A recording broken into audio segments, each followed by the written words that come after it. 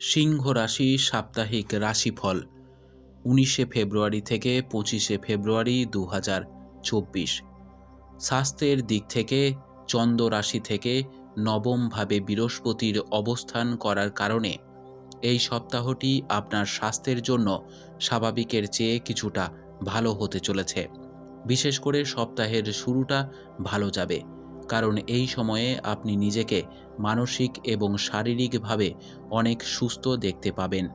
যদিও মজা এবং পার্টির সময় আপনার অ্যালকোহল খাওয়া এড়িয়ে চলা উচিত, অন্যথায় আপনার স্বাস্থ্যের অবনতি হতে পারে।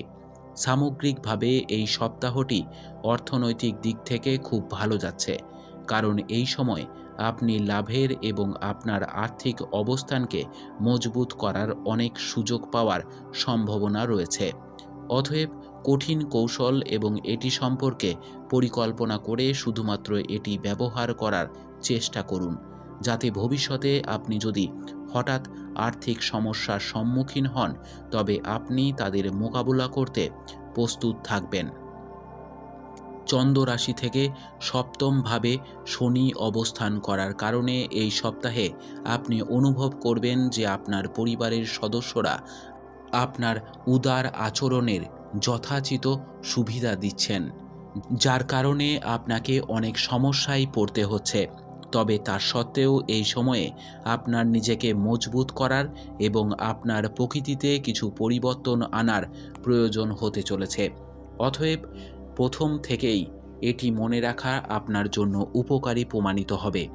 এই সপ্তাহে আপনি আপনার পূর্বে অমীমাংসিত কাজগুলি সময়মতো সম্পন্ন করতে সফল হবেন, যার কারণে এই রাশির জাতকদের এই সময়ে কর্মক্ষেত্রে পদোন্নতি, বেতন বৃদ্ধি, উচ্চ পদ পাওয়ার সম্ভাবনা প্রবল রয়েছে।